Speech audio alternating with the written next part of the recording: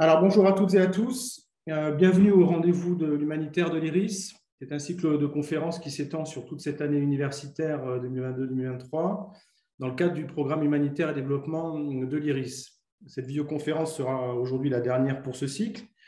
Et je vous rappelle que vous pouvez revisionner sur la chaîne YouTube de l'IRIS les précédentes conférences. D'ailleurs, cette conférence aujourd'hui sera accessible dès demain aux abonnés de l'IRIS et elle sera accessible sur la chaîne YouTube de l'IRIS à tout le monde d'ici 15 jours.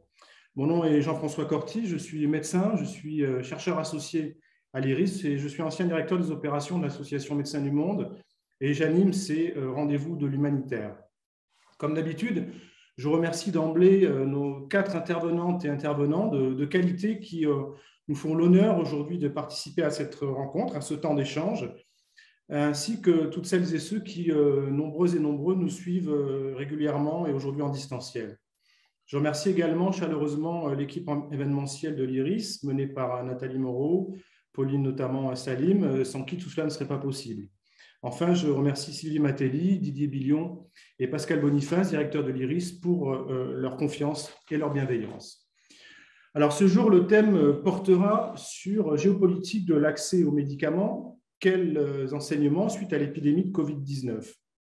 Alors que l'OMS, l'Organisation mondiale de la santé, a annoncé le 5 mai dernier que la pandémie de Covid n'était plus une urgence de santé publique de portée internationale, le bilan reste très lourd. La Covid-19 a fait au moins 6 millions de morts dans le monde, dont 2 en Europe.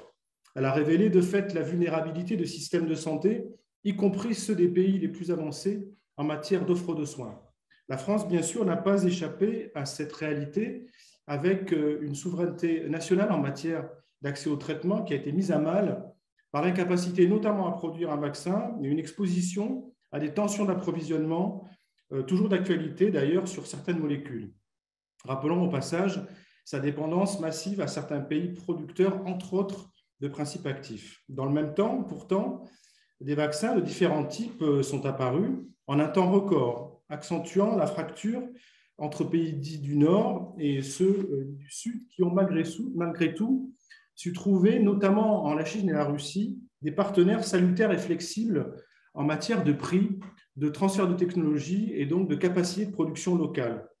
Dans ces conditions, en reprenant le constat que cette crise a occasionné, nous interrogerons sur les défaillances et les perspectives d'une politique du médicament en France garantissant une souveraineté et une stabilité d'approvisionnement en limitant les risques de dépendance à des acteurs exclusifs, en limitant aussi les pressions financières et les rationnements.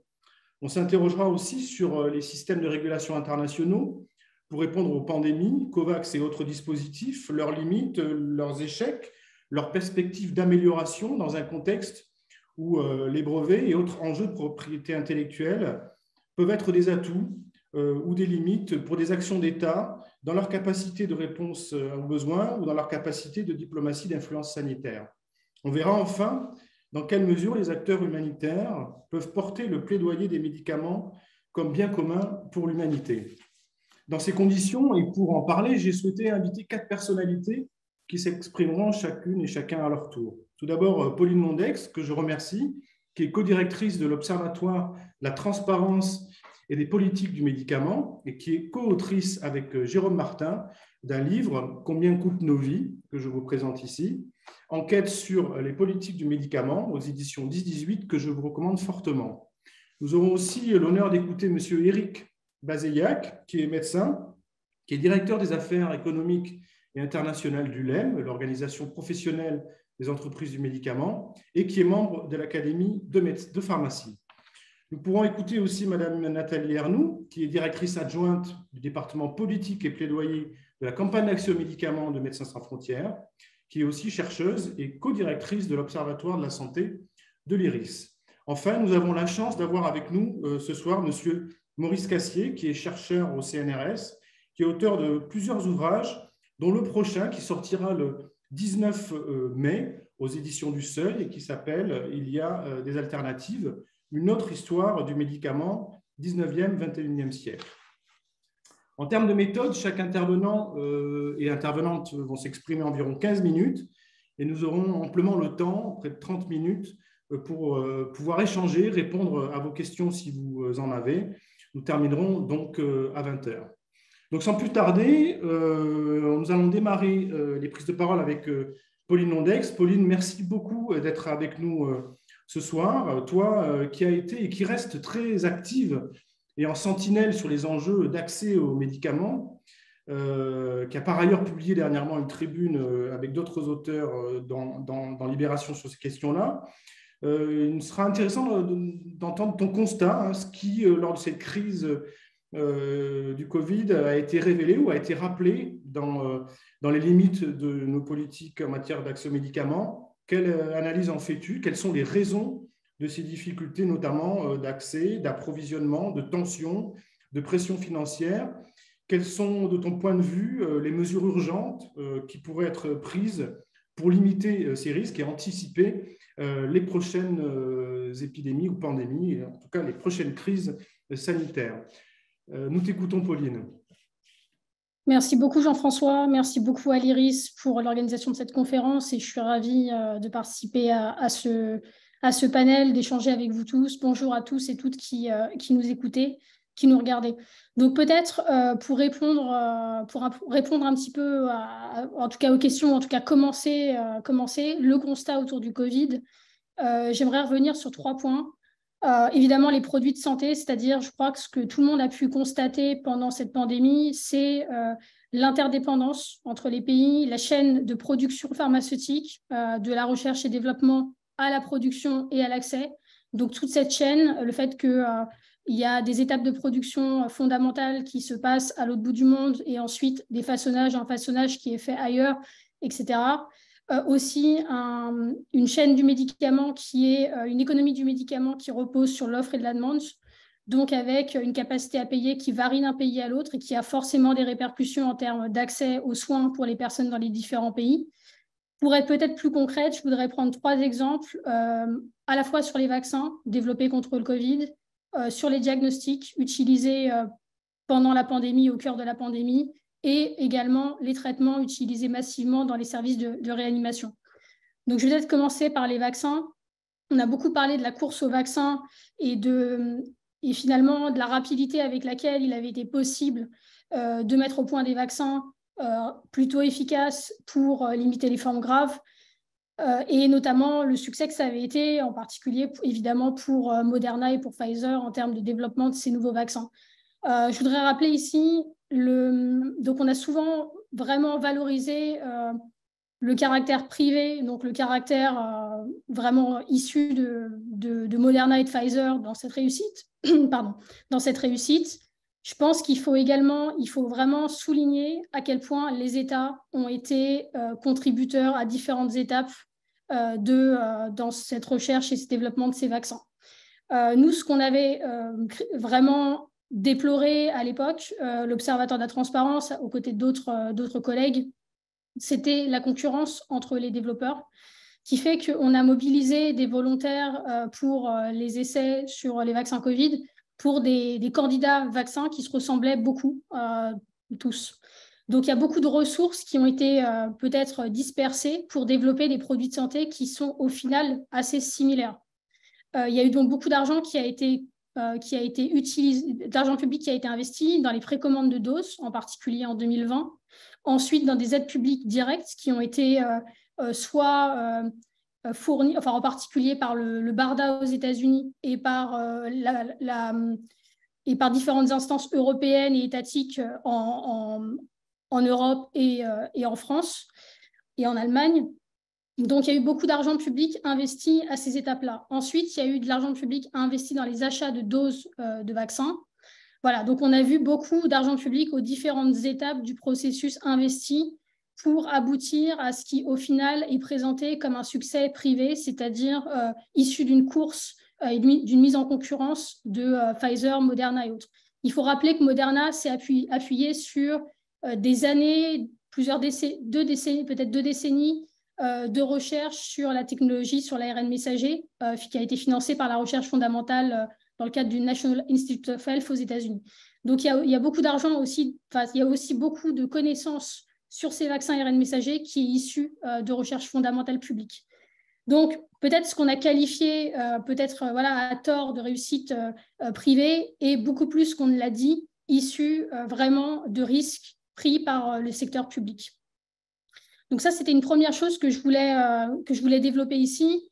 On a vu bien sûr ensuite une inégalité dans l'accès aux vaccins avec des pays à bas et moyens revenus qui ont eu peu leur mot à dire dans la façon dont le COVAX a été construit et donc dans la façon dont ils ont pu eux-mêmes mettre en place la réponse pays par pays avec les doses en question. On a eu par exemple des situations un petit peu ubuesques où les doses de vaccins arrivaient sans seringue et sans matériel, donc voilà, ou alors des doses qui arrivaient sur le point d'expirer et donc qui devaient ensuite être détruites par ces pays à bas et moyens revenus. Donc ça pose évidemment des problèmes. Il y a eu évidemment une demande des pays à revenus intermédiaires d'une levée des brevets sur ces vaccins qui aurait permis un développement de ces vaccins par des producteurs tiers, notamment dans les pays intermédiaires. Donc cette demande a été rejetée constamment dans le cadre de l'Organisation mondiale du commerce. Donc je ne vais peut-être pas m'étendre là-dessus. Je voudrais prendre 2 autres exemples. L'exemple des diagnostics. On parle très peu, quand on parle produits de santé et santé, on parle très très peu des diagnostics. Or, pour réaliser des estimations sur les besoins en santé, les besoins en médicaments, on a besoin de pouvoir évaluer de façon précise, diagnostiquer les agents pathogènes, les maladies, etc. On a vu à quel point les tests PCR avaient joué un rôle fondamental dans la façon dans la réponse au Covid. Et c'est une question qui a été très, très peu visibilisée, également, notamment en France, mais on sait qu'il y a une situation de monopole ou de quasi-monopole sur des plateformes qui sont fermées à des réactifs de différentes firmes, de plusieurs firmes. Et donc, ça a un impact très fort sur les prix de chacun de ces réactifs et donc, ça limite la capacité pour beaucoup de pays de mener des campagnes de diagnostic, de dépistage à la hauteur des besoins ou de ce qui devrait être. Voilà, donc ça, je pense que la question du diagnostic, elle est aussi importante à poser parce qu'elle a été très peu posée avant et elle n'a pas été, à mon sens, suffisamment posée depuis. C'est-à-dire, est-ce que le système actuel de plateformes fermées, captives, de réactifs, notamment Roche et Abbott, notamment en France, est-ce que ce système-là est le mieux pour répondre à, par exemple, une pandémie qui explose, qui advient, etc. D'ailleurs, on sait qu'au moment de l'apparition du Covid, en janvier et février 2020, au moment où on a commencé à avoir une explosion des cas, c'est les plateformes ouvertes qui ont été utilisées pour les diagnostics. Et troisième exemple maintenant, peut-être celui que je vais le développer le plus en essayant d'être quand même bref, c'est la question des traitements. On a vu à quel point il y avait une fragilité de la chaîne d'approvisionnement, mais pour différentes raisons, c'est vraiment multifactoriel, ça s'explique par des raisons concrètes. Il y a une augmentation de la population mondiale, un vieillissement de la population, une augmentation de la capacité à payer des pays à revenus intermédiaires, donc qui peuvent plus, qui consomment plus, qui sont plus forts consommateurs de médicaments. Et donc, également une transition épidémiologique dans de nombreux pays qui fait que les besoins en médicaments sont en constante augmentation. Donc forcément, pour pouvoir répondre aux besoins de tous et toutes, il faut qu'il y ait une augmentation de la production. Donc ça, on a vu aussi à quel point cette question-là était sensible, puisque en mars 2020, les hôpitaux parisiens se sont retrouvés sans midazolam et sans curare, enfin en tout cas avec vraiment des stocks très très limités. Et le risque vraiment de ne plus en avoir, ils ont dû faire évoluer leur protocole au dernier moment, le personnel soignant. Donc ça pose vraiment question sur ce qu'on appelle, enfin ce qu'on a pu nommer depuis la souveraineté sanitaire. En fait, quand on voit à quoi est due cette situation, donc elle était due évidemment à l'augmentation de la demande, mais elle était également due à l'Inde qui venait de fermer ses frontières aux exportations de certains médicaments et à la Chine dont certaines usines avaient été bloquées en décembre précédent. Donc, on voit à quel point la concentration de la production du vrac pharmaceutique, de la matière première, sur 1 ou 2, 3 sites de production peut avoir des répercussions très importantes à l'autre bout de la planète. C'est pour ça qu'aujourd'hui, après tout ça, on voit évidemment, on documente, nous beaucoup l'Observatoire, les pénuries de médicaments qu'on a eu en France en ce moment, il y en a beaucoup et on sait que toutes les classes thérapeutiques sont concernées. il y a des milliers de DCI qui sont en tension et en pénurie rupture. Donc, ce qu'on constate, c'est qu'il y a un problème qui est structurel, qui est systémique, et il faut qu'on trouve des solutions, des réponses structurelles et systémiques à ce problème si on veut le régler. Donc, nous, ce qu'on préconise, c'est une production publique de certains médicaments essentiels, parce que ça nous semble aujourd'hui être la clé pour être sûr qu'il n'y aura pas de rupture de médicaments qui sont absolument vitaux, et aussi une solidarité internationale. C'est-à-dire, par exemple, quand on entend les entreprises du médicament, et je serais ravie, Eric, tout à l'heure de vous entendre là-dessus, mais dire qu'il faut augmenter le prix des médicaments pour vraiment s'assurer qu'il n'y a pas de rupture, on peut entendre qu'il y a une augmentation des coûts liés à l'augmentation de la matière première, etc. Ça, on peut tout à fait l'entendre. En revanche, je pense qu'il faut faire attention parce que si on n'augmente pas la production, c'est encore une fois les pays à bas et moyens revenus qui vont en faire les frais et qui vont être privés des médicaments. Ce à quoi on est confronté aujourd'hui en France, c'est ce à quoi les pays à bas et moyens revenus sont confrontés depuis des décennies, c'est-à-dire ne pas pouvoir faire bénéficier leur population de tous les médicaments dont ils ont besoin pour les soigner. Et c'est donc vraiment dramatique. Et c'est pour ça qu'à notre avis, la meilleure façon d'y parvenir, c'est de réfléchir vraiment à une production qui soit basée sur les besoins, qui soit basée, et notamment, y compris sur des molécules qui sont plus anciennes et donc qui ne sont plus forcément sous brevet et qui ne rapportent plus forcément, qui sont plus forcément dans les intérêts, dans les priorités des multinationales. Voilà, donc peut-être sortir aussi de cette concentration de la production qui nous met en danger parce qu'une guerre, par exemple, peut éclater, il peut y avoir une fermeture des frontières comme ça a eu lieu et ça peut avoir des répercussions sur la planète entière. Donc ça me paraît vraiment être la leçon numéro 1, peut-être sur les médicaments et suite à la crise du Covid, c'est cette dépendance et l'importance pour préserver la sécurité sanitaire de ne pas concentrer toute la production sur un site, 2 sites, 3 sites de production. Et voilà, je voudrais conclure là-dessus. J'avais oublié quelque chose, mais ça me reviendra peut-être plus tard. En tout cas, je vous remercie pour votre attention et encore merci pour l'invitation. Merci beaucoup, Pauline. Ça a été très clair et très bien dans le timing, hein. Tu as vraiment insisté sur plusieurs aspects, hein.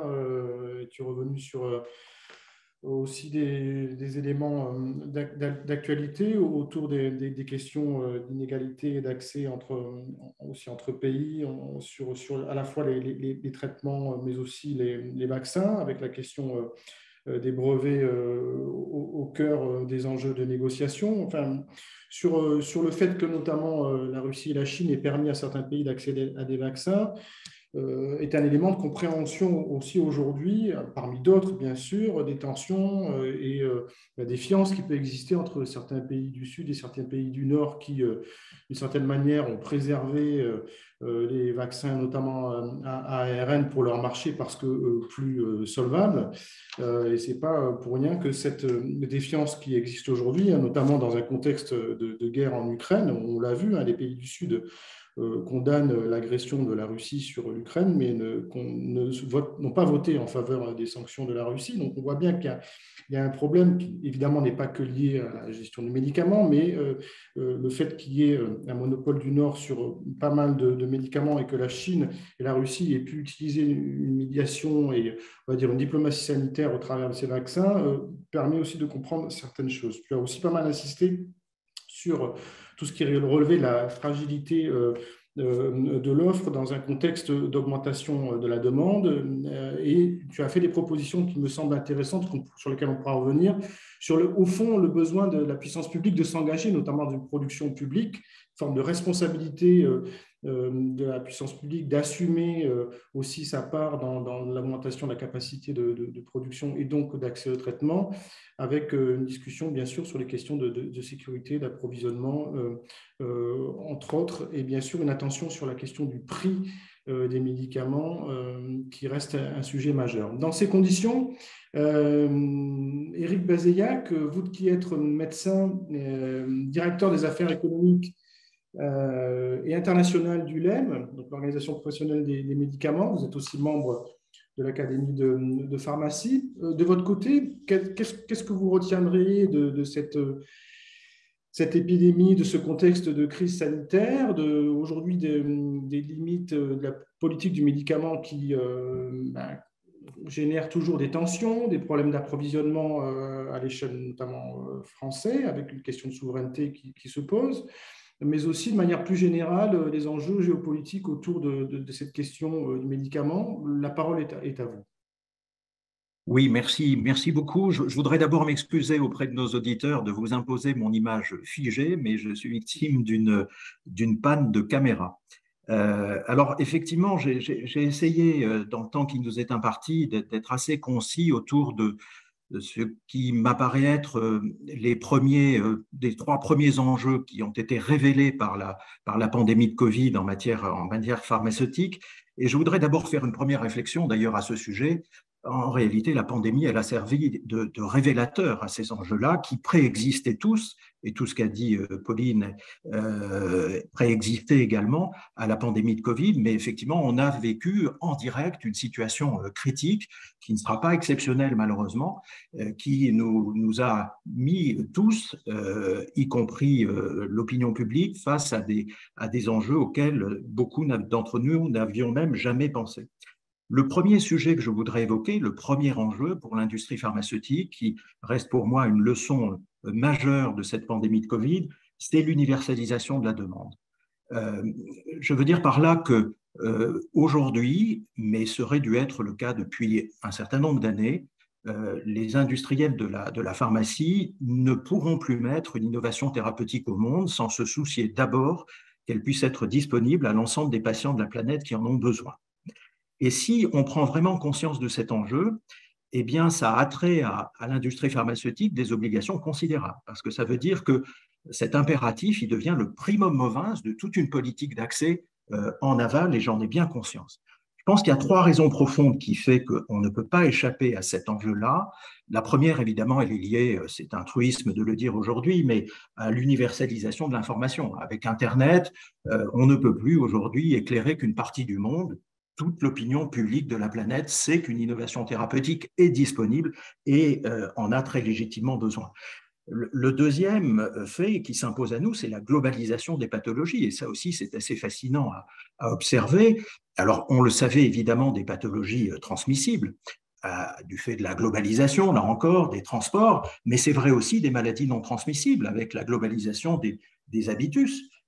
Enfin, je pense vraiment que Coca-Cola, McDo ont fait beaucoup, malheureusement, pour la mondialisation du diabète.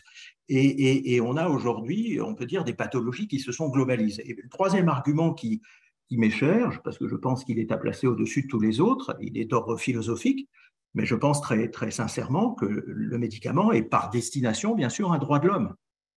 C'est un objet singulier qui concourt à améliorer l'état de santé de la population et la santé est un droit de l'homme, donc le médicament est par destination un droit de l'homme. Donc, nous avons une obligation, un objectif d'universalité d'accès de ces médicaments. Alors ça impose plusieurs défis à l'industrie pharmaceutique, je voudrais juste me contenter de les citer. Le premier, c'est la politique de prix, effectivement. Il faut rendre ces médicaments accessibles en termes économiques à l'ensemble des citoyens de la planète. Alors, l'industrie pharmaceutique, elle a accouché de cette prise de conscience dans la douleur. Hein, je concède très volontiers. C'était, rappelez-vous, le procès de Pretoria en 2001, au moment de l'arrivée des premiers traitements du sida, du VIH. Et depuis, je pense que cette industrie, elle a beaucoup appris de ce triste premier épisode, et elle a mis en place, vous le savez, des politiques de prix différenciées, qui sont parfois mal comprises, mais qui ont pour objectif d'adapter les prix des médicaments au pouvoir d'achat des populations, et donc d'introduire cette capacité à acheter, cette affordability, comme disent les anglo-saxons, des médicaments pour tous les peuples de la planète. Alors pourquoi est-ce qu'elle est mal comprise? Parce que de facto, effectivement, il y a un modèle économique qui est défini par cette industrie et qui doit être partagé, sans doute rendu plus transparent, je le concède aussi, mais qui impose, si vous pratiquez des prix très réduits et accessibles aux populations les plus indigentes, eh bien d'avoir des prix pour les pays les plus riches qui soient mécaniquement plus élevés. Il faut reconnaître que l'industrie a pratiqué cette politique de prix différenciés dès l'arrivée des nouveaux traitements de l'hépatite C et qu'elle l'a pratiqué, ça n'a pas été assez souligné, je me permettrai ce soir des critiques à l'égard de cette industrie dans laquelle je travaille, mais aussi de savoir reconnaître ses mérites. Dans le cadre de la pandémie de Covid, les industriels, les 4 impliqués dans les vaccins de la Covid, ont tous pratiqué une politique de prix différenciée, soit de prix coûtant pour les vaccins traditionnels, soit de prix différenciés, adaptés pour les vaccins à ARN messager notamment.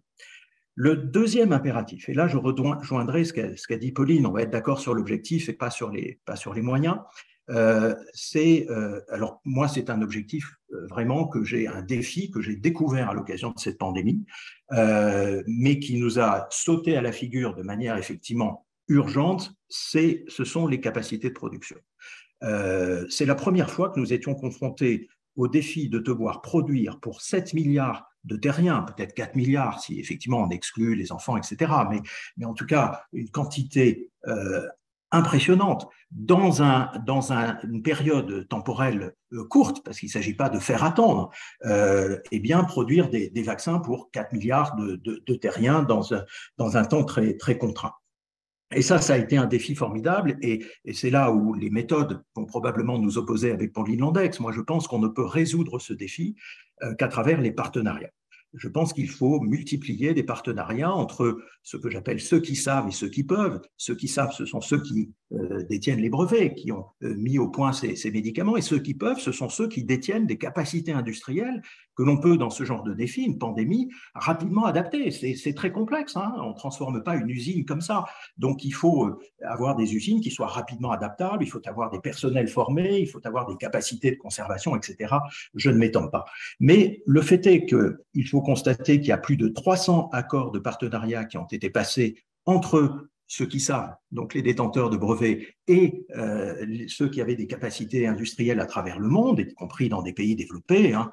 On a en tête le partenariat entre AstraZeneca et le Serum Institute en Inde, par exemple, entre J&J et Aspen en Afrique du Sud.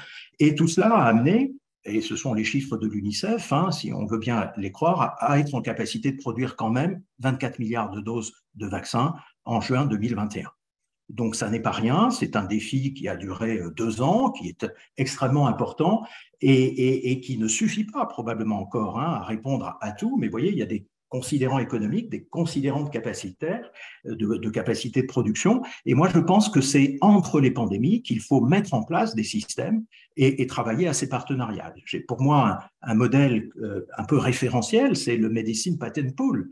Je trouve absolument intéressante cette organisation qui a été mise en place, vous le savez, par United en 2010 et qui organise justement ces partenariats à travers des accords de licence ou des accords de sous-licence entre, encore une fois, ceux qui détiennent des brevets et ceux qui sont en capacité de pouvoir les produire. Et je pense qu'un autre enjeu qui a été souligné, je crois, par Pauline, c'est de nous mettre aussi en capacité d'industrialiser les pays en développement.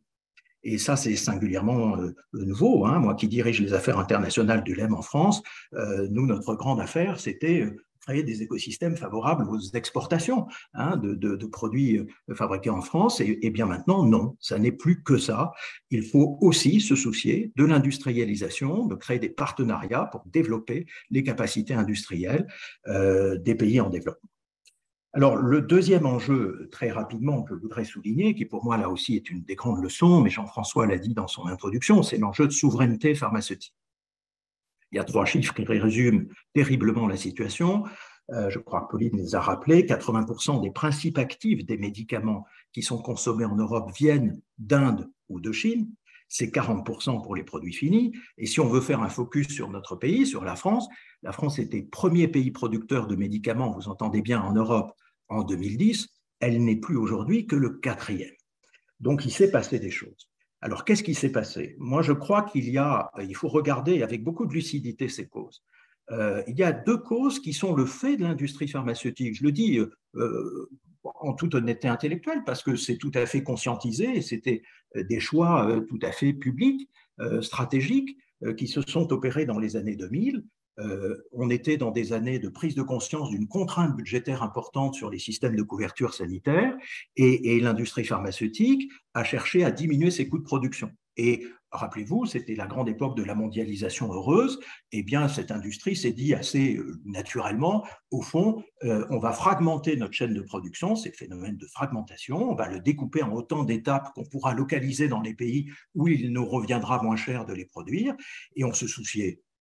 Personne ne se soucie à ce moment-là du bilan carbone, hein, du transport à faire entre ces différentes étapes quand il fallait reconstituer le médicament final. Et puis on a opéré du même raisonnement s'agissant des sources de matières premières, hein, et on appelle ça le phénomène de monosourcing, vous le savez bien, qui nous rend aujourd'hui dépendants parfois pour plusieurs médicaments d'une seule source de production, comme par hasard située en Chine. Mais la troisième cause qui est intervenue plus tard, à partir des années 2010, ce sont les phénomènes de délocalisation engendrés par l'hyper-régulation du secteur. Je n'ai pas peur d'utiliser ce terme.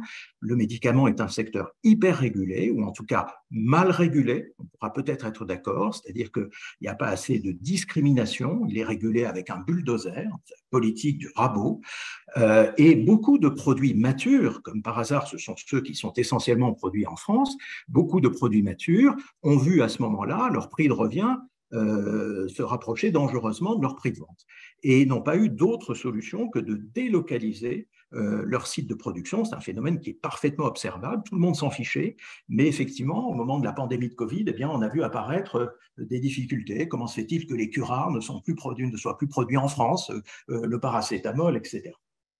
Donc, une fois qu'on a dit ça, quelle solution ? Moi, je crois qu'il faut relocaliser. Probablement pas tout, il faut faire des choix, il faut relocaliser sans démondialiser, parce que cette industrie a beaucoup été servie, si j'ose dire, par la mondialisation. Notre capacité d'invention, notre capacité d'innovation, etc., et ne peut être que mondiale. Le savoir est mondial. Donc, il y a une première question à se poser qui est celle de l'espace géopolitique pertinent. Ça ne peut pas être à l'échelle des pays. Évidemment, chaque pays ne doit pas chercher à relocaliser toutes ses productions, ça n'aurait aucun sens. Donc, il faut trouver des espaces géopolitiques pertinents. Pour nous, c'est évidemment l'Europe ici. C'est à la fois un espace où il y a une solidarité politique entre les pays et c'est un espace qui peut représenter un marché parce que cette dimension économique, il ne faut pas la nier. La deuxième grande question, c'est faut-il relocaliser tous les médicaments ? Évidemment, ça n'a pas de sens. On ne va pas chercher à relocaliser tous les médicaments de la pharmacopée. Et c'est là où il faut introduire une notion de priorisation. Nous, vous le savez, on a beaucoup réfléchi à la notion de médicaments d'intérêt sanitaire stratégique. Je crois que ces deux notions sont importantes. Je n'ai pas le temps de les développer ici. Et on est tous suspendus à la feuille de route du gouvernement et du ministre, je crois fin juin, qui réfléchit à cette fameuse liste de 280 médicaments, je crois, aujourd'hui. Et puis après, il faut probablement réfléchir à une notion qui est essentielle pour moi, sans laquelle les deux autres n'ont plus de sens, qui est le cadre économique. Dans quel modèle économique on veut opérer ces relocalisations?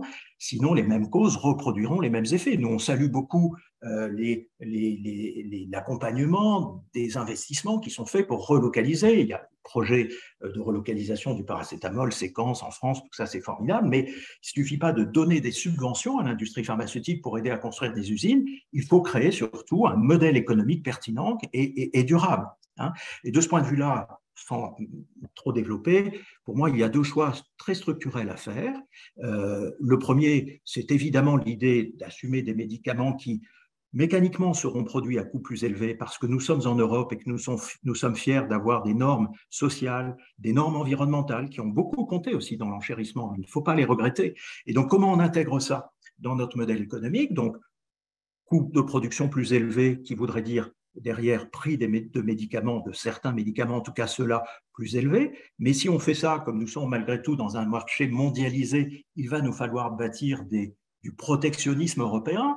Ce n'est pas une voie ou une tendance que j'aime beaucoup. La deuxième voie, qui me paraît plus intéressante et sur laquelle, à mon avis, se dégagent des capacités d'action, c'est celle de la compétition. Moi, je suis fasciné de voir qu'aujourd'hui, d'une part, les pays, la Chine et l'Inde, sont en train d'intégrer ces normes environnementales et c'est très heureux. Donc, ça va enchérir leurs coûts de production. Ensuite, alors c'est très conjoncturel, les coûts de shifting, les coûts de transport sont devenus terriblement lourds dans l'équation. Donc, je ne suis pas certain qu'il soit tout à fait pertinent aussi aujourd'hui d'aller faire produire très loin. Et enfin, on a à notre disposition, j'en terminerai là sur ce sujet, on a à notre disposition un levier concurrentiel majeur qui est celui de la fiscalité. Nous sommes en France, ça n'étonnera personne, les champions d'Europe de la fiscalité aussi sur le médicament, eh bien, on pourrait, pour ces médicaments d'intérêt sanitaire stratégique, opérer là un avantage concurrentiel qui pourrait être intéressant. J'en termine par le dernier enjeu, qui pour moi est un enjeu de réflexion évidemment permanent, qui vous concernera peut-être moins au premier degré, mais je vous invite à y réfléchir. C'est la manière dont ce monde, puisqu'on est là sur la géopolitique, de la pharmacie s'organise aujourd'hui en bipolarité. Moi, je parle d'une tenaille sino-américaine parce que quand on regarde l'innovation, vous savez, il faut toujours regarder le monde de la pharmacie par l'innovation parce que ça vous donne évidemment une projection de ce que seront nos réalités et nos débats, de ce que seront nos débats dans quelques années. Le shift est en train de se produire. Aujourd'hui, les États-Unis restent et resteront pour quelques années le grand pays de l'innovation. 53% des essais cliniques industriels sont réalisés aux États-Unis. Mais la Chine, c'est devenu 39%, c'est pas négligeable, et ça a dépassé l'Europe qui est à 38%. Donc on a une bipolarité sino-américaine qui est en train de se produire au-dessus de nos têtes, avec des forces en présence qui sont très dissymétriques. Le marché américain, c'est 350 millions de personnes. Je rappelle que la Chine, c'est 1,5 milliard de personnes. On a une croissance pharmaceutique aux États-Unis qui est de l'ordre de 6-8%. C'est beaucoup, mais en Chine, c'est 16%, avec les capacités de croissance qu'offre ce marché intérieur absolument formidable. Et on a surtout des Chinois qui, vous savez, deviennent un grand pays, une Chine qui devient un grand pays d'innovation pharmaceutique. Regardez le nombre de publications de thérapies géniques. Moi, je me suis amusé à croiser les courbes avec celles des États-Unis. Aujourd'hui, les Chinois écrivent plus, produisent plus de littérature sur les thérapies géniques que les Américains. Donc tout ça, ce sont des indicateurs extrêmement forts. Et évidemment, l'intention, l'ambition politique de la Chine, vous l'avez vu dans le plan Made in China 2025, c'est devenir le premier pays pharmaceutique du monde après avoir été un grand pays de sous-traitance. Donc tout ça donne le là, et je conclus sur cette idée que nous devrions rapidement réfléchir à la place de notre continent dans cette affaire. Moi, je crois qu'il y a deux grands axes de choix où nous acceptons, et c'est une pente naturelle un peu paresseuse, de devenir un comptoir de vente, de devenir un passager clandestin de l'innovation pharmaceutique. Et nous pourrions en tirer quelques avantages. On irait acheter aux Chinois nos futures innovations pas chères. On pourrait faire jouer un peu toutes ces concurrences à notre profit. Ou bien nous décidons d'une Europe qui maîtrise son destin en matière pharmaceutique. Vous avez compris évidemment où vont mes choix. Et à ce moment-là, il faut réfléchir à ce que sont nos atouts. Et moi, je veux rester positif dans cette affaire parce que je pense que nous sommes un vieux continent qui avons l'avantage et l'expérience d'avoir mis en place des systèmes de couverture sanitaire universelle très anciens aujourd'hui et très ancrés. Nous sommes un grand pays d'innovation. Malheureusement, on ne sait pas développer et transformer en médicaments, mais on a les meilleurs chercheurs du monde. Les thérapies géniques sont nées chez nous. On est un grand pays de réflexion éthique. Et ça, en pharma, les pays nouveaux vont devoir embarquer un jour cette réflexion. Quand on développe des thérapies géniques, comment ne pas avoir de réflexion éthique? On est un grand pays en termes de fiabilité. On est les porteurs de cette idée idéale d'universalité sur laquelle je voudrais conclure mon propos pour ne pas être trop long. Merci en tout cas de votre attention. Merci beaucoup, Monsieur Bazaillac, pour votre intervention complète et dans les temps. Je ne reviendrai pas sur tous les éléments que vous avez développés, depuis l'universalisation de la demande, en passant par des enjeux de souveraineté en matière de pharmaceutique, et des propositions que vous évoquez autour de questions de relocalisation, bien sûr de priorisation sur certains médicaments, ces fameuses listes de médicaments sur lesquelles on pourra revenir. Et puis, ce que vous évoquez en termes d'approche géopolitique, dans le contexte de cette tenaille chino-américaine, qu'on ne peut dissocier aussi des enjeux actuels autour de Taïwan et des négociations en cours, en tout cas la tension qui monte et notamment des prises de position du président Macron autour des enjeux d'indépendance de l'Europe qui ne doit pas être, en tout cas, pris au piège dans cette tenaille. Et donc, penser l'Europe, comme vous l'avez évoqué, probablement un des enjeux qui nous permettent d'entretenir cette nécessité d'indépendance, même si on le sait tous que la notion d'indépendance se construit sur le choix des dépendances Et donc, l'idée de diversifier ces dépendances assumées. Sans plus tarder, je vais passer la parole à Nathalie Arnoux. Nathalie Arnoux, tu es directrice adjointe, je le rappelais, du département politique et plaidoyer de la campagne Action Médicaments Essentiels de Médecins Sans Frontières. Tu es chercheuse et co-directrice de l'Observatoire de la santé d'Iris. Et bon, tu travailles beaucoup sur les enjeux de mécanismes internationaux de régulation, notamment des pandémies. Ce sera intéressant de voir ce qui n'a pas marché ou ce qui a marché, ou peut-être ce qui n'a vraiment pas marché en matière de coordination de l'aide ou la prise en charge de cette pandémie, que ce soit au travers du dispositif COVAX ou autre. Essayer de comprendre les enjeux et puis peut-être que tu nous expliques aussi aujourd'hui qu'est-ce qui se discute, on va dire, en termes de dispositifs, de plateformes, d'autres traités potentiellement qui permettent d'améliorer la prise en charge des prochaines crises sanitaires qui arriveront sûrement incessamment sous peu. Merci, bonjour, merci Jean-François, bonjour à tous. Merci d'être là.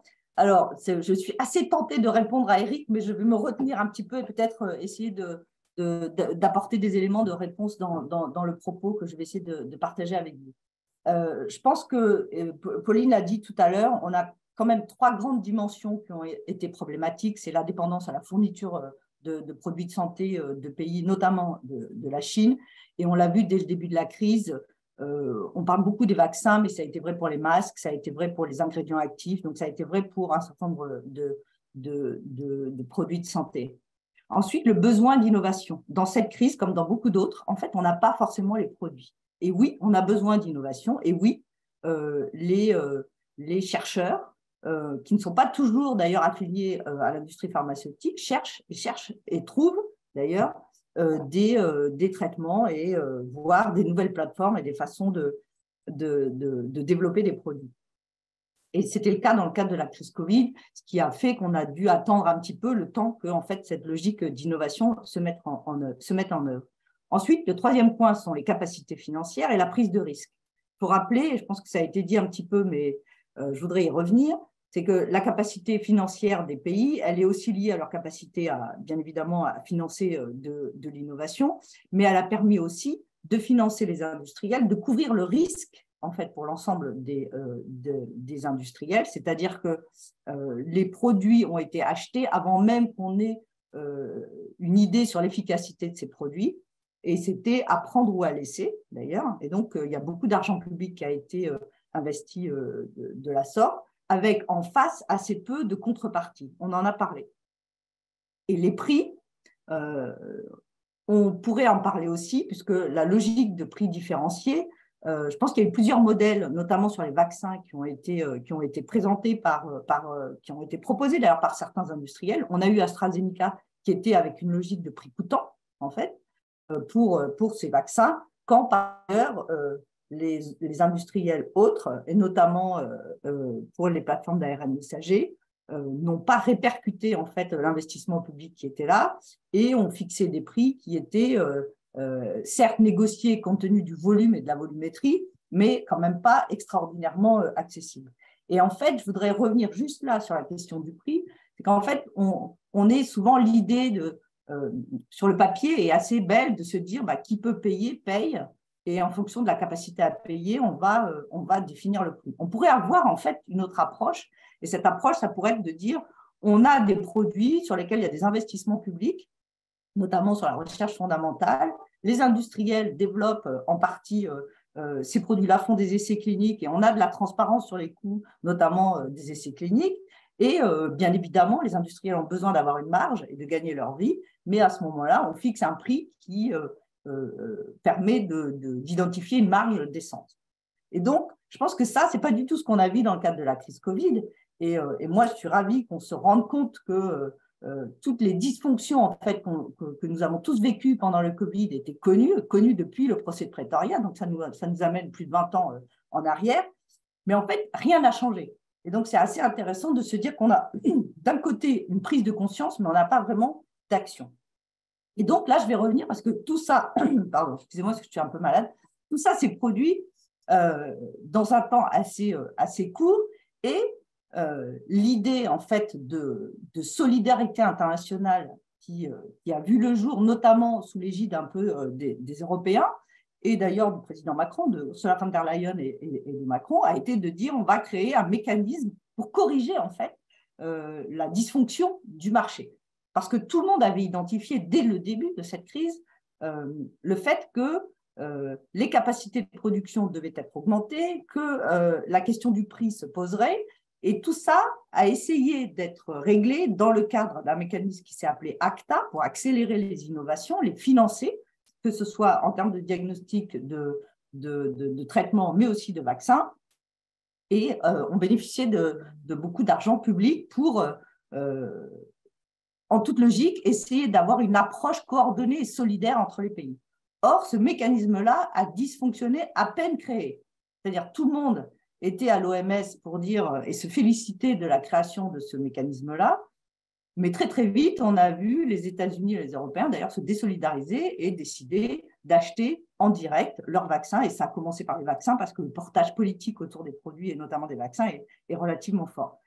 Et on a vu ce mécanisme, par exemple pour les vaccins qui s'appelle la COVAX, dont tout le monde a globalement entendu parler, être en incapacité, avoir pris des engagements, avoir fait payer les pays à bas revenus et les pays à revenus intermédiaires, sans être en mesure en face de leur livrer des vaccins.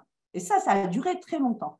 Et COVAX a été sauvé véritablement parce que les pays ont décidé de donner des doses, et nous, à Médecins sans frontières, on a beaucoup parlé d'ailleurs à l'époque avec le gouvernement français, en leur disant, même si on soutenait la levée des brevets et la nécessité de soutenir de la production, qu'il fallait donner des doses, parce qu'acheter 5 fois de quoi vacciner sa population, c'était beaucoup trop quand, à ce moment-là, l'Afrique du Sud, le Brésil, les cas, en tout cas de Covid, étaient en train de flamber dans ces pays.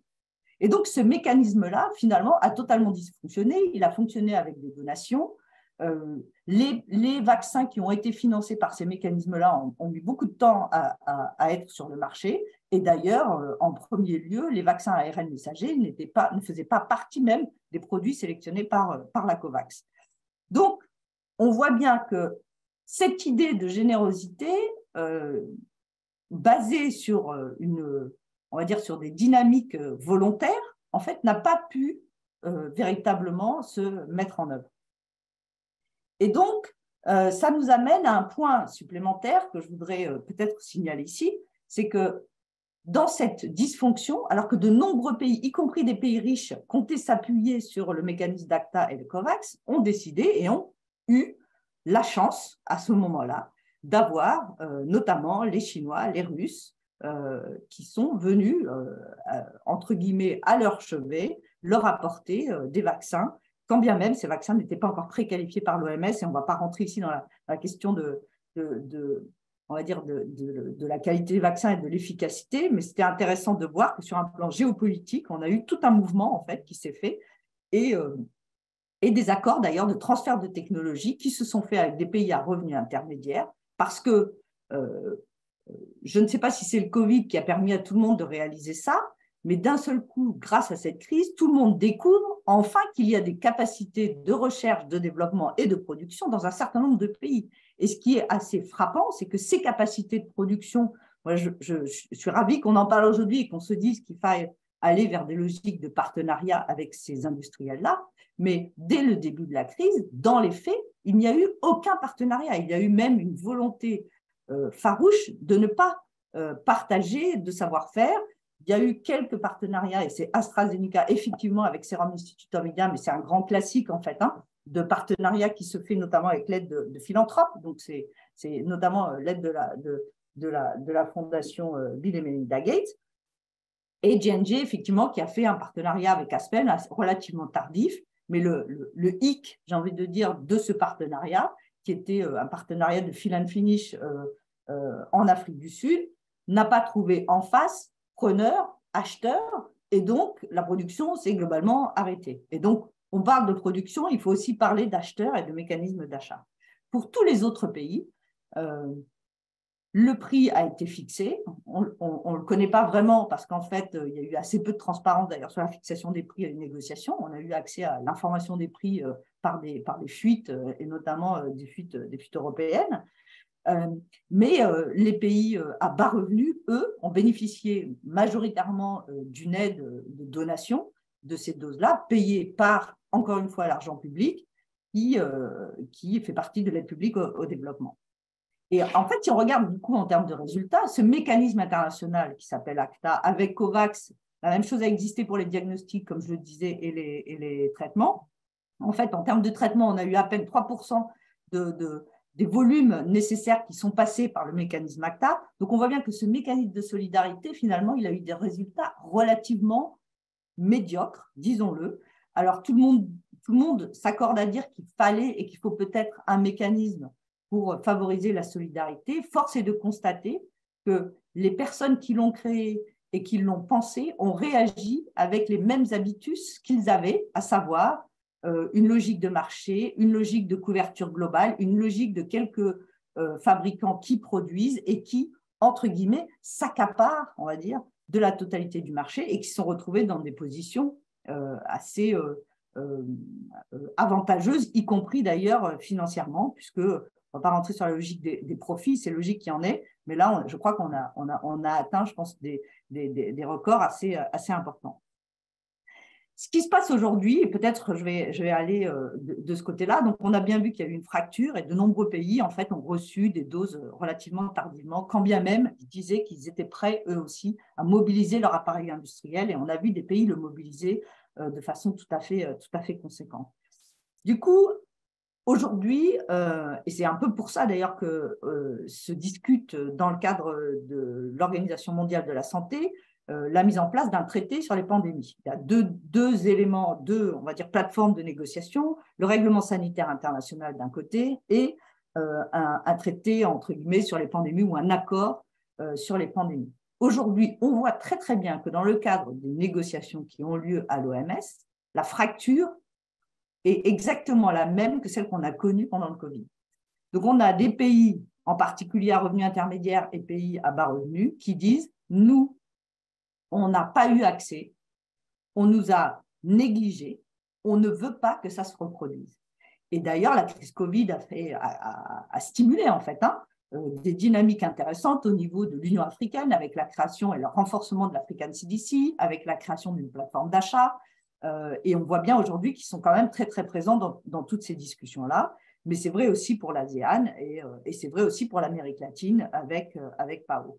Donc, d'un côté, ce qui est intéressant dans cette crise, c'est que les dysfonctionnements ont poussé les pays à prendre en fait vraiment en main leur logique d'investissement, de recherche et d'innovation, de valoriser leur capacité de production et d'être très très forts dans les négociations internationales sur ce traité sur les pandémies.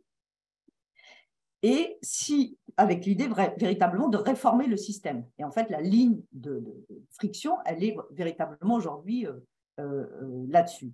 Ce qui est intéressant, ça va être donc de voir ce qui va se passer, mais je voulais peut-être juste conclure là-dessus, c'est qu'on voit en tout cas une coopération sud-sud se renforcer autour de ces problématiques-là.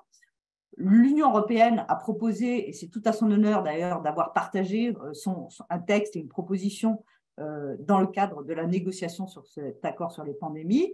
Force est de constater, quand on voit le texte, qu'on a des lignes rouges qui sont très, très fortes, notamment sur la gestion de la propriété intellectuelle, sur l'idée d'avoir des approches qui soient en fait des approches volontaires pour le partage des savoir-faire et des connaissances.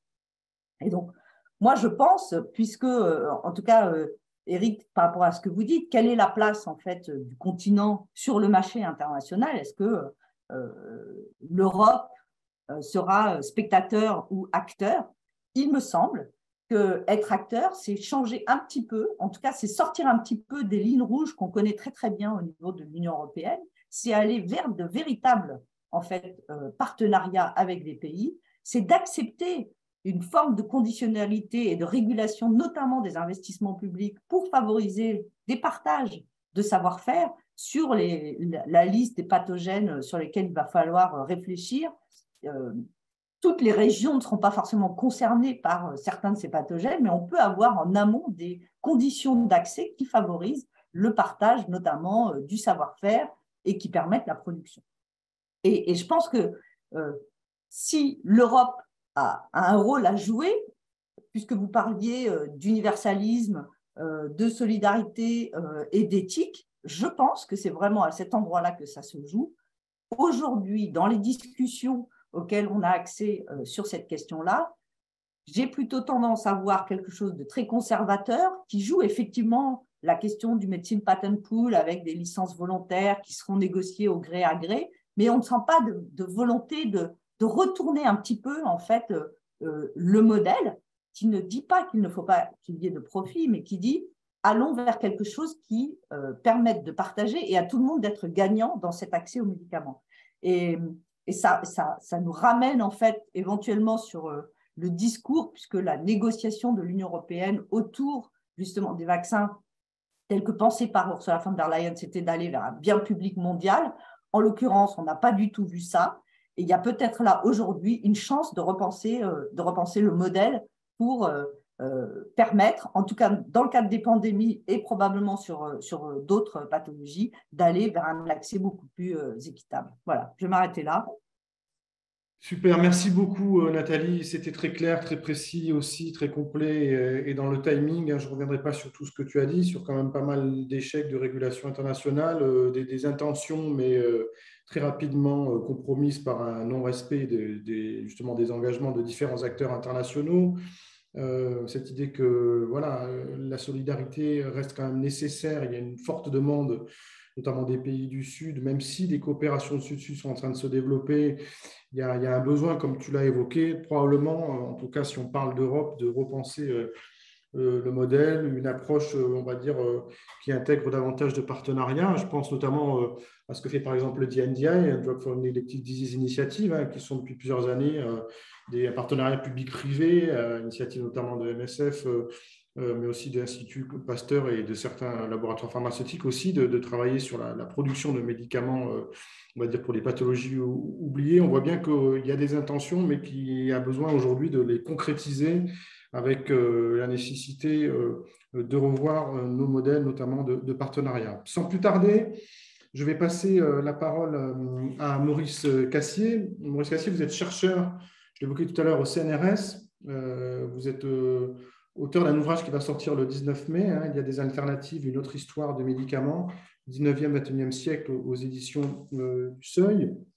Voilà, j'aimerais avoir un petit peu votre analyse, peut-être en miroir de ce qui vient d'être évoqué par nos trois précédents intervenantes et intervenants, sur voilà, à la fois le contexte français et international en matière de réponse au Covid. Qu'est-ce qui, au fond, n'a pas fonctionné autant sur la capacité d'accès aux vaccins pour tous, y compris au traitement. Quels seraient, de votre point de vue, les leviers, les solutions, notamment pour permettre aux pays du Sud une meilleure protection de leurs administrés, peut-être une meilleure capacité aussi d'être plus autonome, donc d'avoir des outils pour être eux-mêmes acteurs de leur prise en charge. Quels sont les leviers, quelles sont les tensions du fait des enjeux de propriété intellectuelle notamment, qui peuvent notamment bloquer certaines dynamiques. Voilà, la parole est à vous. Écoutez, merci beaucoup et merci beaucoup à l'IRIS pour avoir organisé cette réunion et ces échanges.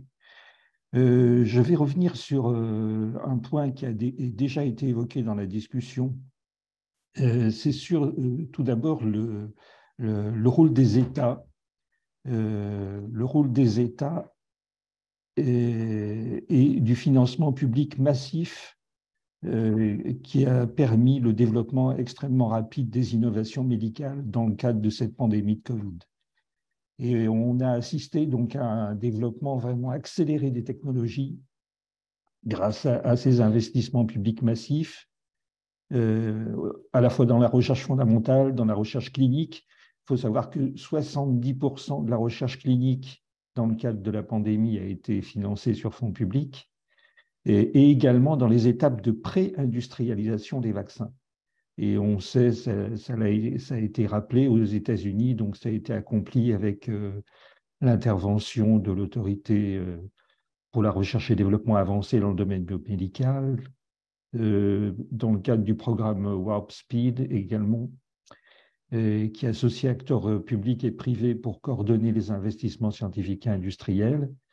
Et ce rôle du secteur public est encore lisible dans les brevets sur les vaccins ARN, puisque certains sont possédés en copropriété entre Moderna et les NIH, c'est-à-dire en fait entre Moderna et le gouvernement des États-Unis. Et ce point du financement public est tout à fait important. Et de quelle économie de l'accès pourrait-on construire à partir de ce financement public massif? Alors, pourquoi un tel investissement public? Eh bien, en fait, les économistes nous disent si l'État intervient autant, c'est pour enlever les risques des investisseurs industriels, des producteurs de vaccins dans un contexte de pandémie aiguë, pour leur donner des garanties. C'est des stratégies de de-risking. Le souci, c'est que les stratégies de de-risking, donc, et en même temps que les financements publics ont été le moteur de l'innovation, ont donné lieu, et donc là, je vais revenir à un phénomène de capture des revenus de la pandémie, des revenus des vaccins par les acteurs privés, qui ont engrangé, il faut quand même le dire, cette pandémie, la nouveauté, c'est que c'est vraiment une nouveauté absolue. Le flux de profit dans l'histoire des vaccins est inédit. Les flux de profit sur les vaccins ARN de Pfizer, BioNTech et Moderna, ça s'élève à 56 milliards de dollars de bénéfices nets. Je parle de bénéfices nets, pas de chiffre d'affaires ou de bénéfices bruts, pour les 2 années 2021 et 2022. Tandis que ces vaccins n'ont pas été accessibles, comme ça a été rappelé, dans les pays à bas et moyens revenus. Donc il y a un phénomène d'accumulation extrêmement considérable qui a été réalisé par ces deux positions monopolistes sur les vaccins ARN, d'un côté Moderna, de l'autre côté Pfizer, BioNTech, en indiquant d'ailleurs que c'est à la fois les États-Unis et l'Allemagne qui ont été au cœur de ces innovations. Ce qui nous fait réfléchir sur la notion d'Europe et de quelle Europe peut-on construire. Alors pour les économistes, évidemment, cette tension entre un financement public massif et la capture des revenus d'innovation par le secteur privé justifiait les demandes pour certains économistes de lever des brevets et de partage des technologies. En quelque sorte, si on dérisque les investissements d'innovation et les investissements industriels, eh bien, une des conséquences, c'est effectivement diffuser la technologie, c'est partager la technologie comme gage de solidarité internationale. Et en fait, on a une sorte d'explication de la position de Biden en mai 2021 favorable à la levée des brevets. Donc, et ensuite, d'ailleurs, les NIH qui donc ont développé plusieurs des innovations qui sont incorporées dans les vaccins ARN, ont versé sur le pool volontaire de l'OMS, ont versé 11 technologies en accès libre. Donc, dans ce cas-là, il y a bien de l'accès libre qui a été fait par les NIH. La position, certes velléitaire de Biden sur la levée des brevets, mais on a un lien entre le financement public massif et des économies de l'accès qui seraient construites autrement. Je parlais tout à l'heure de l'Allemagne, et donc en ce qui concerne les vaccins ARN, on sait que BioNTech a été le cœur de l'innovation du vaccin BioNTech-Pfizer, et à la fois BioNTech collaborait avec l'Université de Pennsylvanie, donc avec les États-Unis, avait des partenariats très solides depuis plusieurs années, au point d'ailleurs d'avoir recruté une des biologistes qui était au cœur de l'innovation donc sur les vaccins ARN. Mais l'Allemagne, si elle a pu développer ces vaccins ARN, c'est parce que sa recherche médicale est financée par les pouvoirs publics de manière assez abondante. Et elle a également un secteur biotechnologique assez très, très actif. Donc, elle a pu bénéficier à la fois de cette recherche fondamentale bien financée, cette recherche médicale bien financée, et de cette position biotechnologique avancée, ce qui n'est pas le cas de la France, puisque je rappelle que l'OCDE, en 2000, a mesuré l'évolution des dépenses de recherche médicale entre 2011 et 2018, alors que l'Allemagne voyait un accroissement de plus de 10%, la France voyait une décroissance de 16% de sa recherche médicale. Donc, là, si on veut faire un développement européen, encore faudrait-il développer des partenariats et renforcer nos propres capacités de recherche pour pouvoir créer de la biotech par-dessus.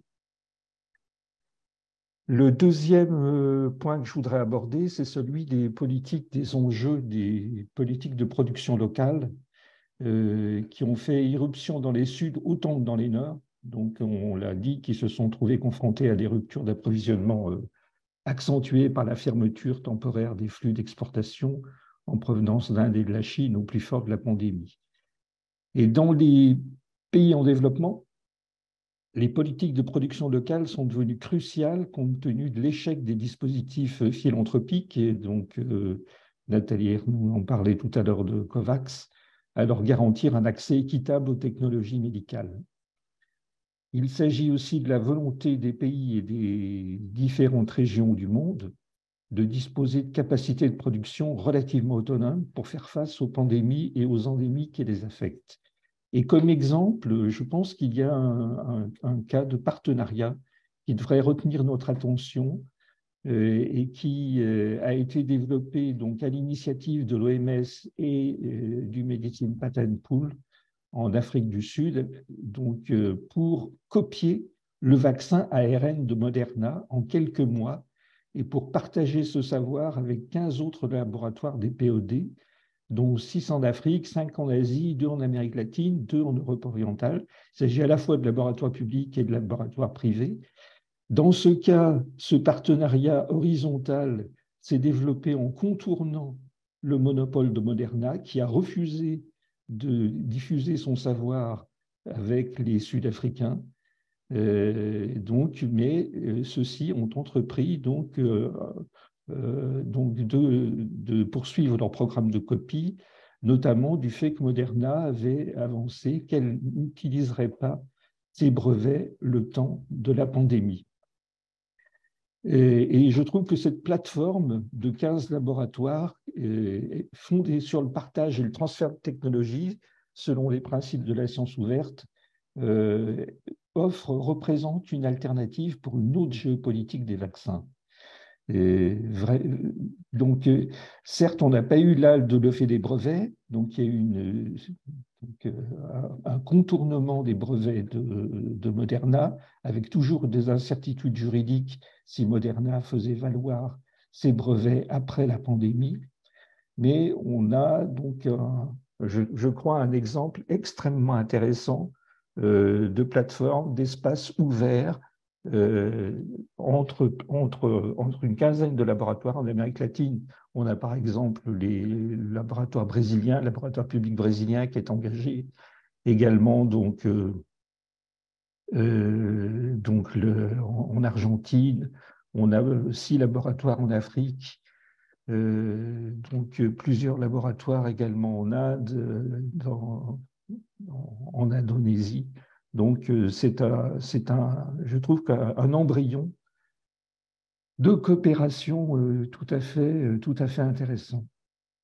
Je pense qu'il faudrait envisager, ça a été rappelé par Pauline Londex au départ, les conditions également d'une relocalisation de certaines étapes de la production dans les pays du Nord, notamment en Europe, et une feuille de route du ministère de la Santé de l'avant-Covid préconisait un certain nombre de mesures, dont la création d'établissements pharmaceutiques publics en Europe.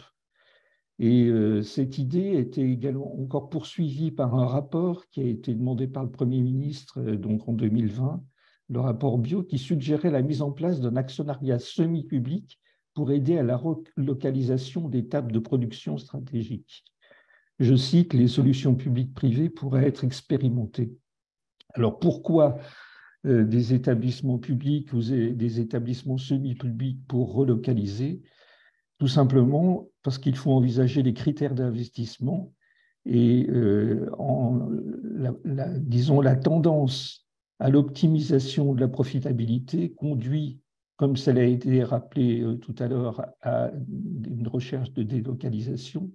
Donc, si on veut supporter la création, la production locale de médicaments essentiels, donc le recours à l'actionnariat semi-public ou à l'actionnariat public est une solution à envisager pour relocaliser les productions, pour renforcer la production locale en Europe, en combinant avec des critères sanitaires, de sécurité sanitaire, des critères environnementaux et donc des critères de rentabilité limités ou contrôlés pour contrecarrer la propension à délocaliser dans les pays émergents. Donc, d'où l'intérêt d'établissements publics ou semi-publics pour lesquels l'impératif de rentabilité est moins fort.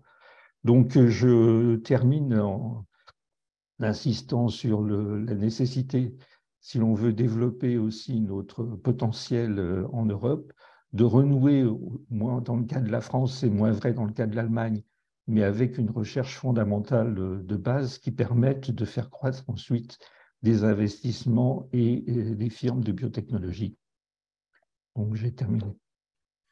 Merci beaucoup, Monsieur Cassier, pour aussi votre intervention dans le temps et puis vos éclairages sur tout ce qui relève notamment de l'intervention de la puissance publique, assez salvatrice dans la capacité d'innovation en complément du secteur privé, bien sûr sur les enjeux de production locale et des exemples que vous avez pu donner, notamment sur des stratégies de contournement de brevets. Alors, il nous reste une bonne vingtaine de minutes pour échanger, répondre à quelques questions. J'ai déjà quelques questions qui sont en ligne. D'abord, une remarque d'un auditeur qui nous rappelle que les pénuries ont existé avant la crise Covid. Manifestement, ça ne s'arrange pas. Donc, il y a bien des enjeux structurels et chroniques qu'il faut prendre en charge. Peut-être une première question donc, que vous pouvez aussi voir. Quels sont les enseignements de la crise Covid sur les éventuels recours aux licences obligatoires pour favoriser l'accès aux médicaments dans les pays du Sud? Est-ce que ça marche ou pas? J'ai en mémoire une intervention notamment de Médecins du Monde qui a déposé une observation de tiers pour limiter l'étendue des ambitions de monopole du vaccin, notamment auprès de l'Office européen des brevets. Peut-être Maurice Cassier et Nathalie Arnoux, est-ce que ces actions de licence obligatoire ou est-ce que ça fonctionne? Est-ce que ça a eu un effet intéressant ou pas? Maurice? Il y a eu quelques licences obligatoires qui ont été prises au début de la pandémie, notamment par Israël pour médicaments. Mais ensuite, ce qui a été en jeu plus que les licences obligatoires, parce que les licences obligatoires, c'est d'une utilisation difficile dans la mesure où il faut d'une part identifier le brevet, ensuite faire la décision de licence obligatoire et c'est brevet par brevet.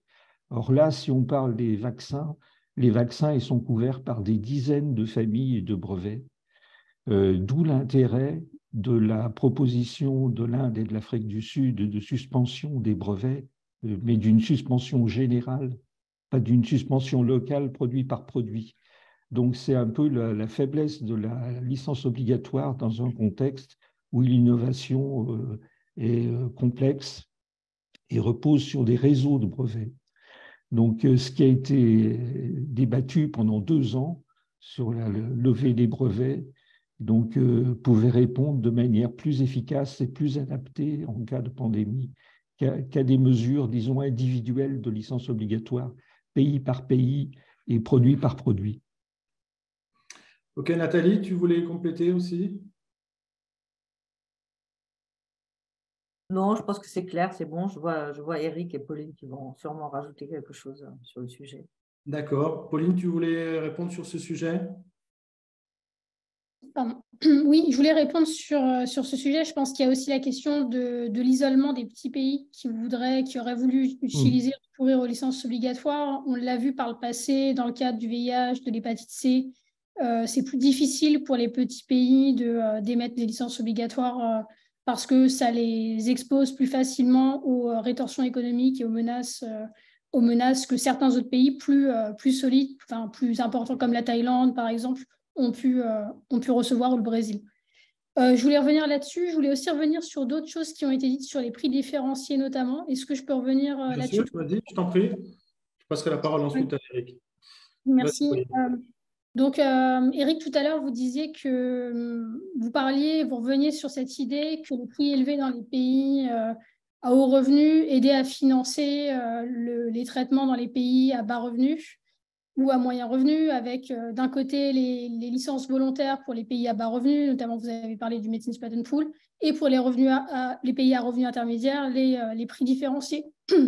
Sauf que dans le cadre de l'hépatite C, il y a 10 ans tout juste, pour Médecins du Monde, avait préparé un rapport qui croisait des données épidémiologiques, qui croisait aussi des données économiques avec ce type de stratégie, de proposition de l'industrie pharmaceutique. Et on se rendait compte que pour chacune de ces catégories de pays, ça ne fonctionnait pas. C'est-à-dire qu'au prix proposé par Gilead auprès des autorités sanitaires françaises, on avait estimé qu'il fallait 2 fois le budget de la PHP pour couvrir les besoins en traitement contre l'hépatite C pour toutes les personnes en ayant besoin en France. Pour les pays à revenus intermédiaires, on avait calculé qu'au prix de $2000 par traitement par personne, des pays comme l'Égypte, des pays comme l'Indonésie, ça explosait complètement leur budget de santé, mais ça le multipliait par 2000. Par exemple, ce qui a permis à l'Égypte de soigner sa population contre l'hépatite C, ce n'est pas du tout les prix différenciés, c'est le fait que l'Égypte rejette la demande de brevet de Gilead au moment de sa demande et qu'un producteur local qui s'appelle Farco produise de la matière première, du principe actif de sofosbuvir sur son territoire et puisse en produire pour sa population. Donc, c'est ça qui a permis aussi cet accès. Ce n'est pas les stratégies différenciées. Donc ça, je pense qu'il faut vraiment le souligner. Ensuite, les licences obligatoires du Medicines Patent Pool, on pourra en parler longtemps, je vais vraiment être très brève, mais ce dont on se rend compte depuis 2010, c'est que quand même, on ne voit pas beaucoup le résultat de ces licences. C'est-à-dire que souvent, les pays qui sont inclus dans les territoires géographiques de ces licences sont des pays qui ne sont pas tenus d'octroyer des brevets parce que c'est des pays qui ont une extension auprès de l'Organisation mondiale du commerce pour mettre en œuvre l'accord sur la propriété intellectuelle, l'accord APIC.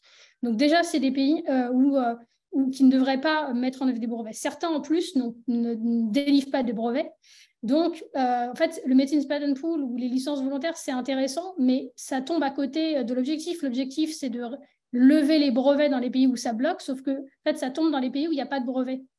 Donc, ça pose un problème. Et en plus, il n'y a pas de vérification que les producteurs de Princeps enregistrent auprès des autorités sanitaires locales leurs médicaments, ce qui fait que les agences sanitaires se retrouvent souvent sans dossier qui permet ensuite d'enregistrer les génériques en faisant des bioéquivalences. Donc, au final, il n'y a aucun générique qui est enregistré, il n'y a pas de suivi de ça, et l'accès pour les personnes n'est pas vraiment amélioré. Donc, je pense que, je voulais revenir là-dessus pour mettre un petit peu pour nuancer peut-être un petit peu cet intérêt des prix différenciés du Medicines Patent Pool. Et je crois qu'il y a un point dont on n'a pas parlé, mais évidemment, pour notre observatoire, c'est un point clé, c'est la question de la transparence. C'est-à-dire qu'on entend ce que vous dites, notamment sur les coûts de production, sur toutes ces molécules qui ne sont plus intéressantes à produire en France, etc. Très bien. Mais alors, pourquoi s'opposer constamment à introduire plus de transparence, notamment sur les coûts de fabrication? Parce que là, il faut vraiment, nous, ce qui nous pose problème, c'est qu'on a l'impression qu'il faut croire constamment les industriels sur parole, qu'il y ait un partenariat, qu'il y ait les investissements de l'État, on peut l'entendre, bien sûr. Et d'ailleurs, il y a déjà un partenariat très fort, avec des investissements très forts de l'État français auprès des entreprises du médicament. Mais ayons des éléments rationnels pour quantifier combien ça coûte de produire et pourquoi il faut plus.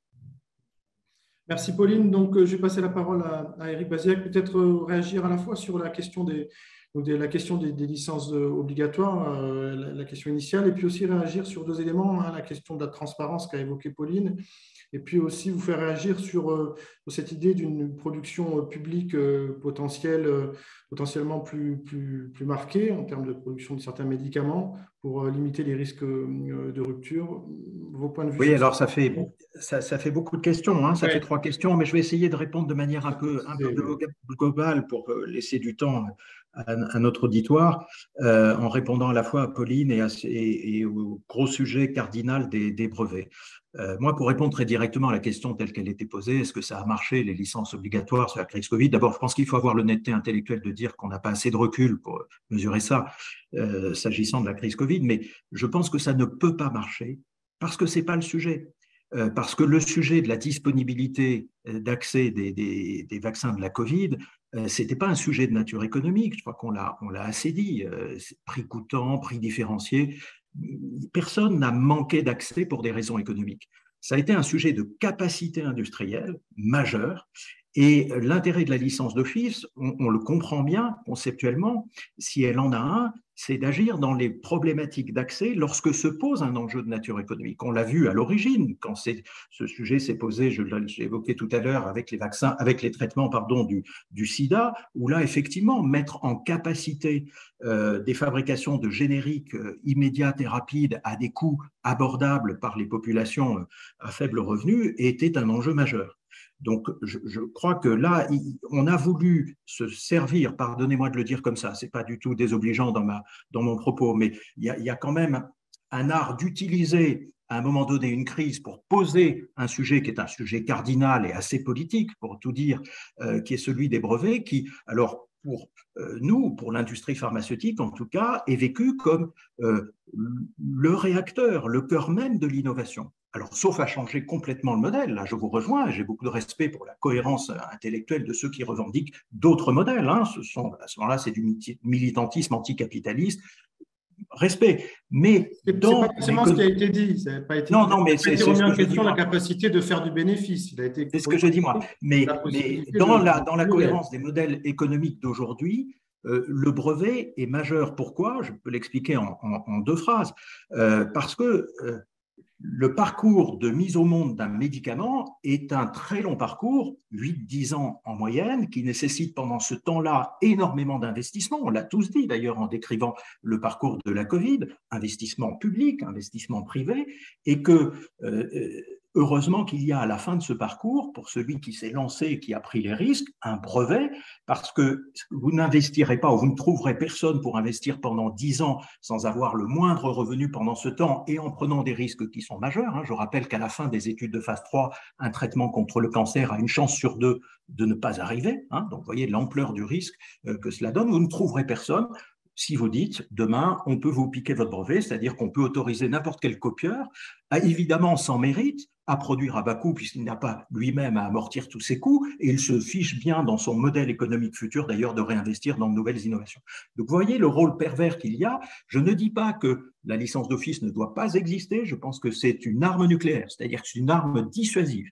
Et on convient tous que l'arme nucléaire n'est utile que quand on ne s'en sert pas. Donc, il faut qu'elle existe, probablement comme une menace.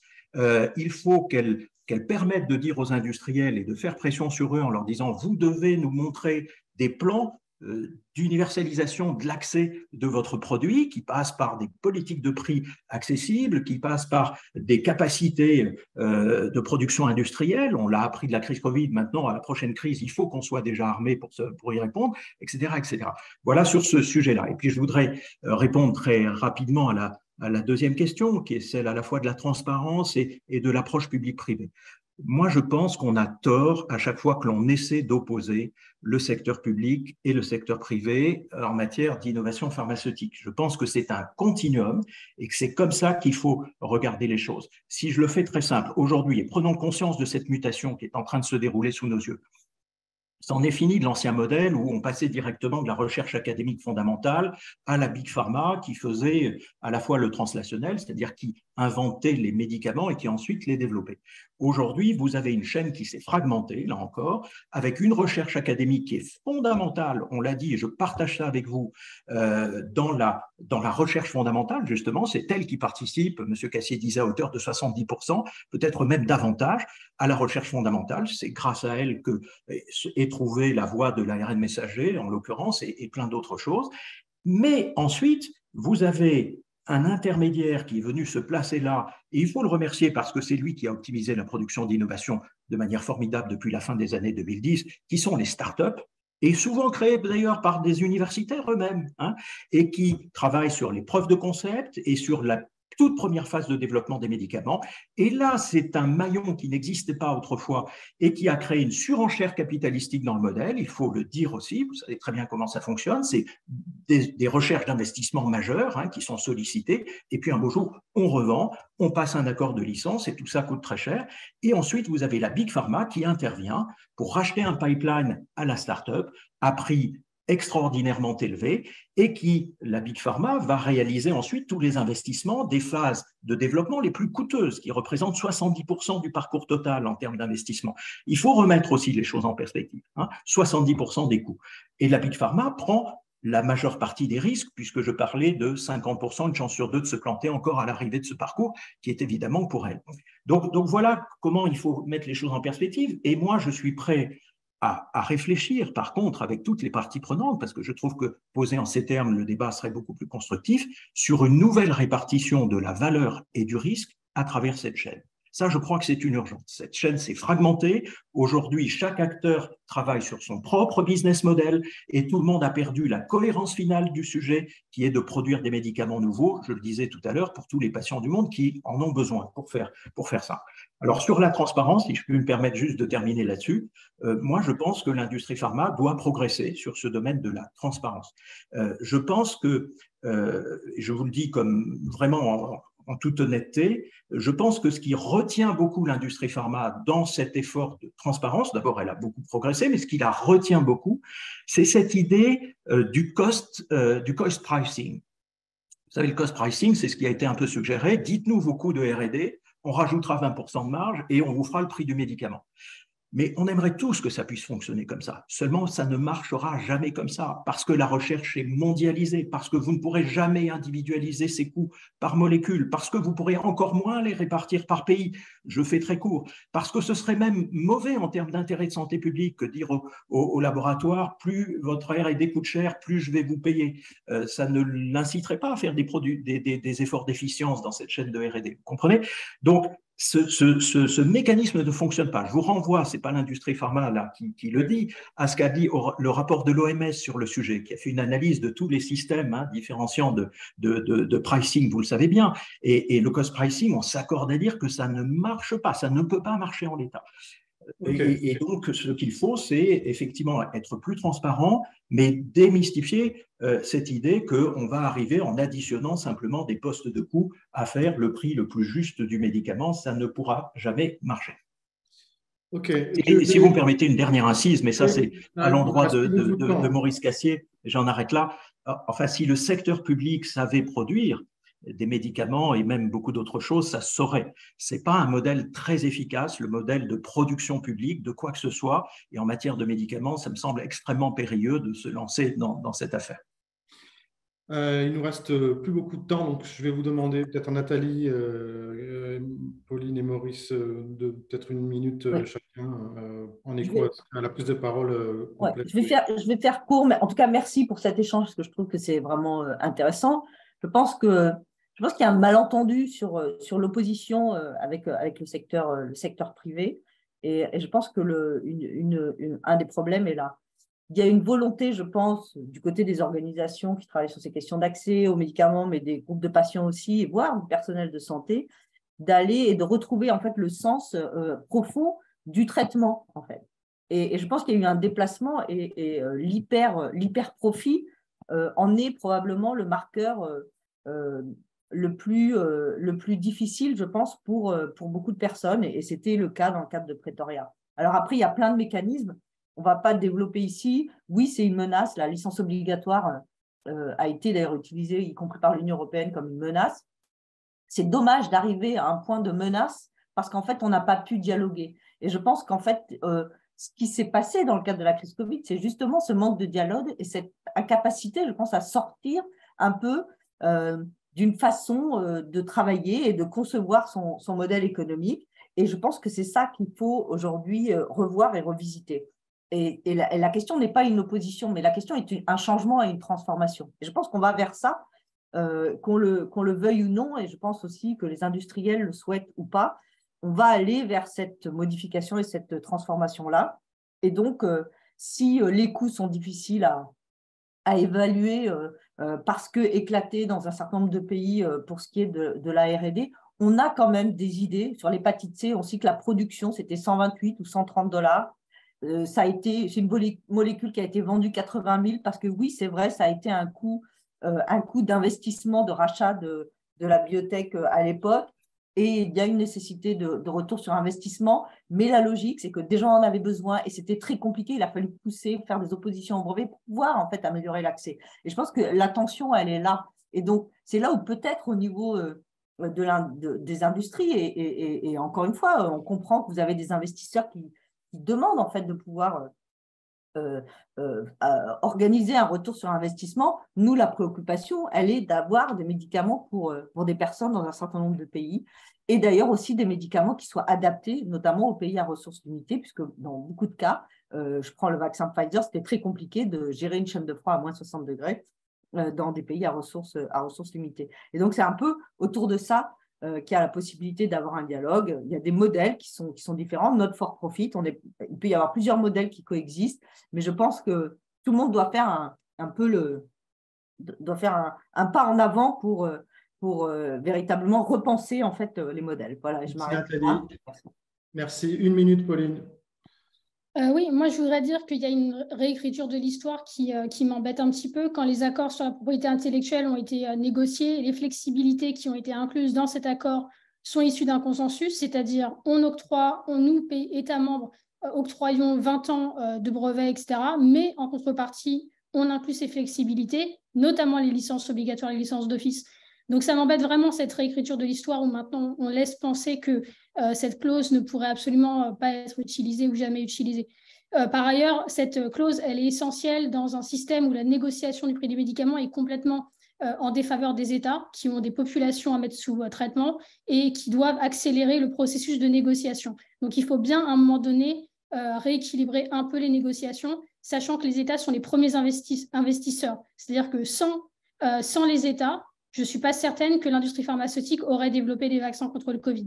Et je ne suis pas certaine que Moderna et Pfizer auraient enregistré 56 milliards de bénéfices nets sur ces vaccins. Donc, il faut aussi remettre les choses, à mon avis, en perspective. La question n'est pas dogmatique, elle est de savoir si le système actuel fonctionne. Et on voit bien que le système actuel prive des millions de personnes d'accès à un traitement vital. Merci, Pauline. Maurice, une minute. D'accord. Donc, pour revenir, je pense que le modèle du Covid, c'est des investissements publics absolument massifs qui ont, encore une fois, donc, enlevé les risques pour les industriels et la création de monopoles, notamment pour les vaccins ARN, qui sont considérables, avec le refus de partager la technologie, parce que la plateforme d'Afrique du Sud, dont je parlais tout à l'heure, qui a entrepris de copier le vaccin de Moderna, s'est adressée à Moderna, qui a refusé tout partage de savoir-faire. Donc, il y a un vrai refus de partage de savoir-faire. Et le souci, c'est si on dérisque les investissements, il faut concevoir des mécanismes de partage pour aboutir à la solidarité. Parce que les mécanismes volontaires, on l'a vu, donc ils marchent pas très bien. Donc, ça a été le COVAX, ça a été la plateforme CTAP de l'OMS qui a pas été, où il y a eu aucun industriel n'a versé ces technologies. C'est les NIH des États-Unis qui ont versé leurs technologies. Donc, il faut quand même regarder les choses en face. Et le Covid, encore une fois, c'est effectivement, il n'y a pas de,